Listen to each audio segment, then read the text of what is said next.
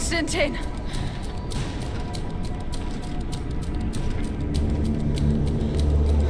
Restrain her!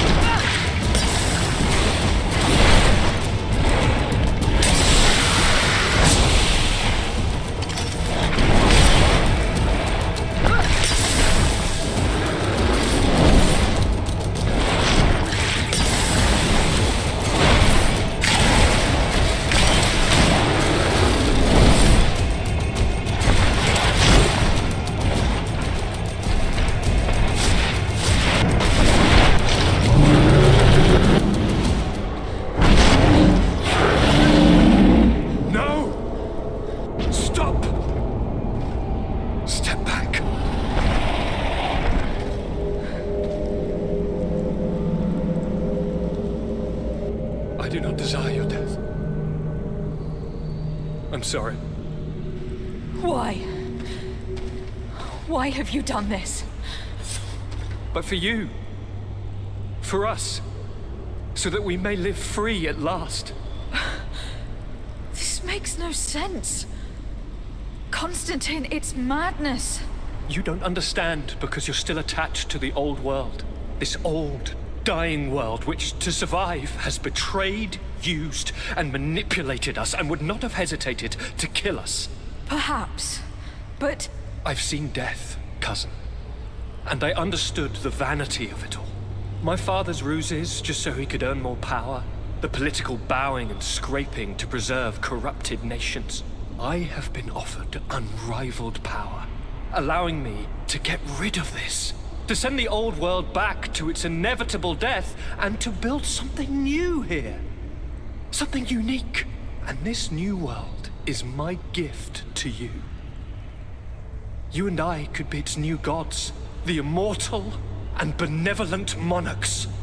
He himself is the incarnation of the old world he is speaking of.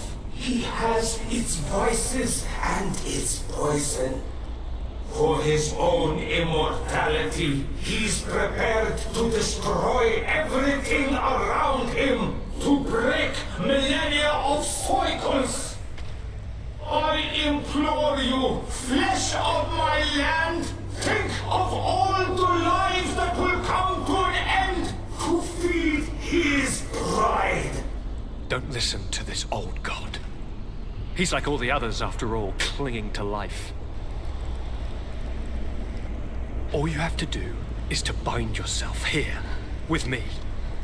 And we will be gods together, forever.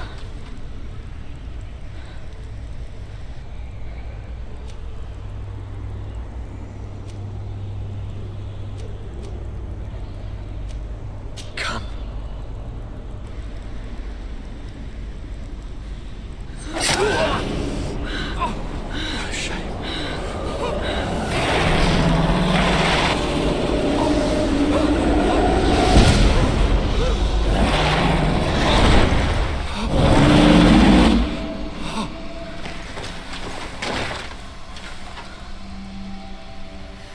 Good night, sweet prince.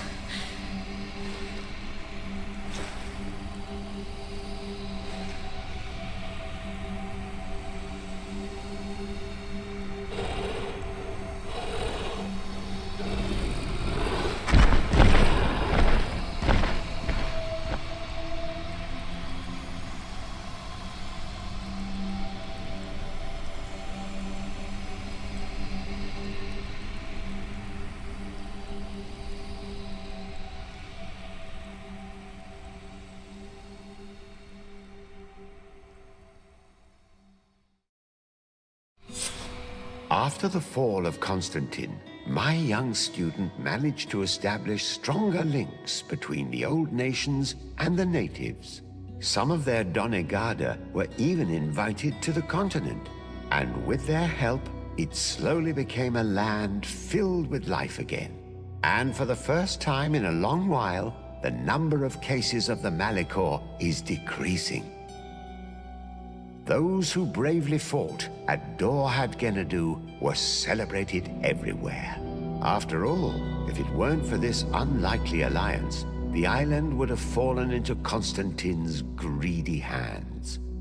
Kurt was regarded as a hero, but reuniting with the one he loved was the only thing that mattered to him. He is still by her side today, ensuring her protection from all dangers.